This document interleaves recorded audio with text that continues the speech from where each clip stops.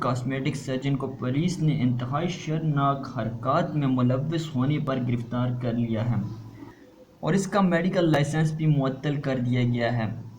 سعودی وزارت صحت کے مطابق مملکت کا ایک مشہور کاسمیٹک سرجن اپنے مریضوں کی سرجری کے دوران ان کی ویڈیوز اور تصاویر بنا کر محفوظ کر لیتا تھا اور بعد میں انہیں نامعلوم اکاؤنٹ سے پوسٹ کر دیتا تھا۔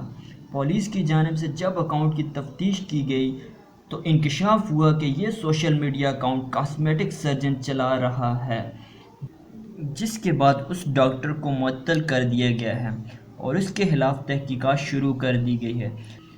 سعودی وزیر صحت توفیق الرابیہ نے بتایا کہ جب یہ معاملہ وزارت صحت کے علم میں آیا اور ڈاکٹر کو فوری طور پر گرفتار کرنے کے بعد تفتیش شروع کر دی گئی، تاہم اس ڈاکٹر کی قومیت نام ظاہر نہیں کیا گیا ہے۔